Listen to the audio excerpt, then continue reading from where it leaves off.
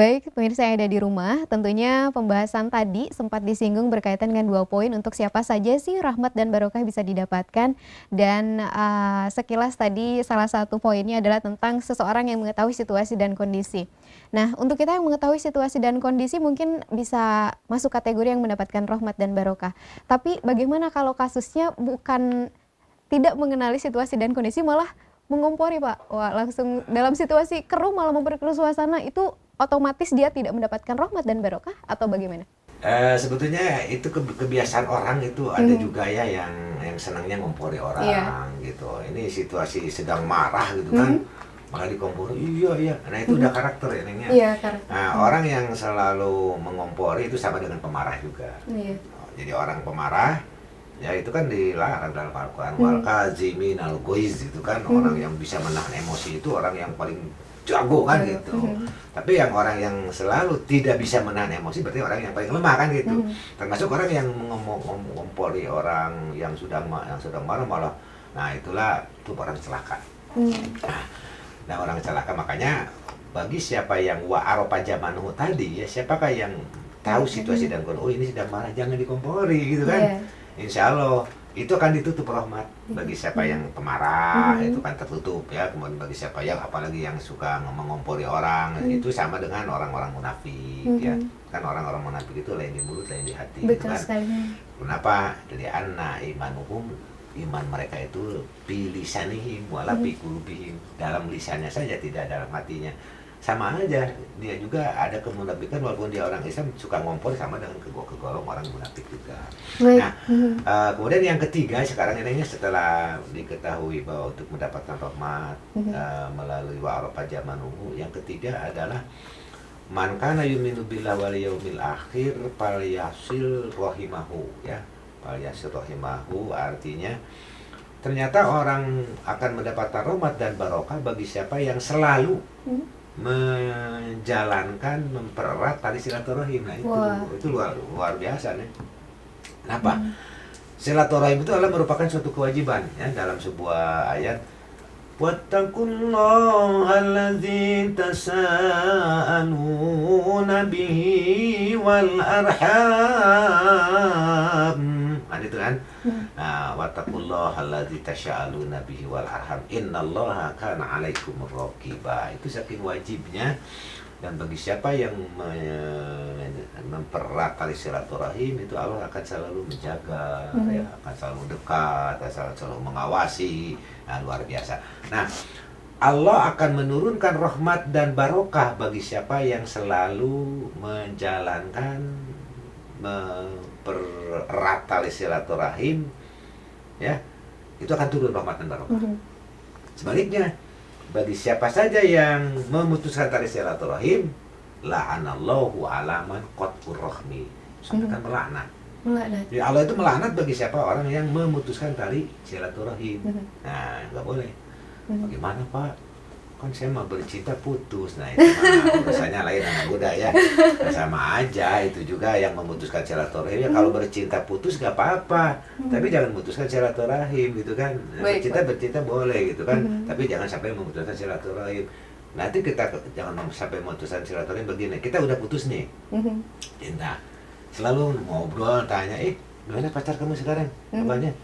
Oh, pacar saya juga gini nih. Jadi kan ada enak silaturahim. Kadang-kadang orang yang sudah putus cinta, qat'ur rahmi, ya udah putus silaturahimnya. Dan Karena bahayanya akhir-akhir ini justru hal itu dianggap biasa dan dianggap tidak apa-apa biasa. oleh generasi muda. Ah, Padahal ah. sebisa mungkin tidak boleh memutus Tidak silaturahim. boleh memutuskan silaturahim. Sebagus-bagusnya Mhm. manusia itu yang harus bisa menjaga tali silaturahim. Insya Allah rahmat dan barokah akan akan didapati.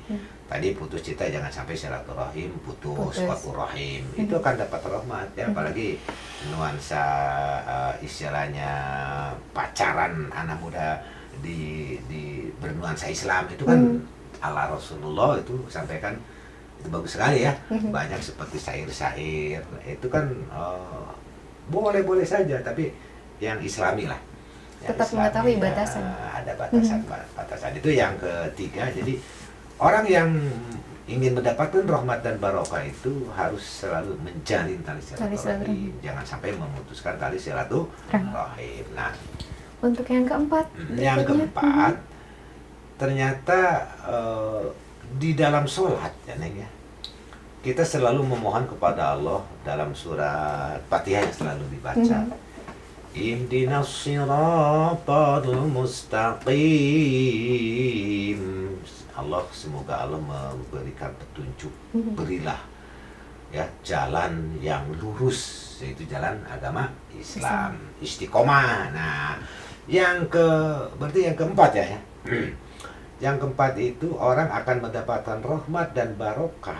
Yang dibaca dalam ihdinas siratal mustaqim itu adalah permohonan kepada Allah akan diberi istiqomah. Nah, jadi istiqomah itu yang keempat, orang yang selalu wastaqomahu toriqotuhu, itu bahasan hadisnya.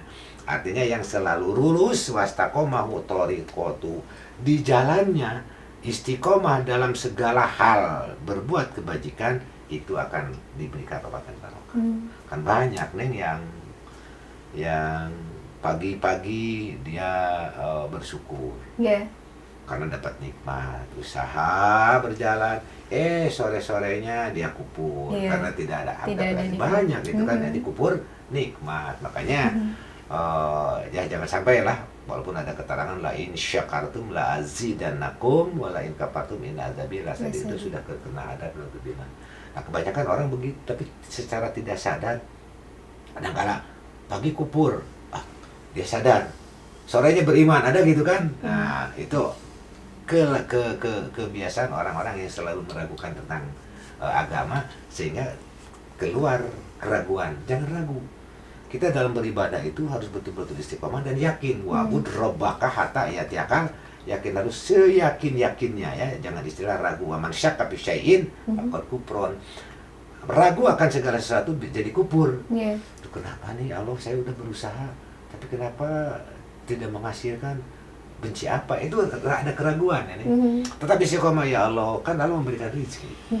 Allah akan memberikan rezeki pada kita sesuai dengan ikhtiar kita. Itu bagaimana hasilnya nanti sudah diatur oleh Allah Subhanahu wa taala. Dengan yang penting kita sudah ikhtiar, wajibnya itu ikhtiar. Dan makanya yang keempat ini, orang akan mendapatkan rahmat dan barokah ketika dia selalu istiqomah. Wastaqomahu toriqotuhu, selalu lurus.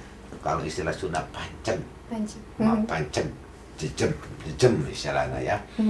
Lurus, istiqomah, atau istilahnya tetap menjalankan kebenaran, tetap lurus dalam berbuat kebajikan, tidak pernah ragu akan segala kebajikan yang dia kerjakan, diyakinkan, dinisbatkan kepada Allah Subhanahu wa taala.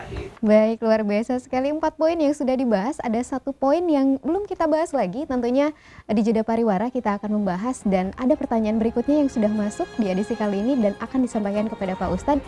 Tetap bersama kami di Cahaya Iman bersama Zulaika dan Abi Ustadz Roni Hidayat.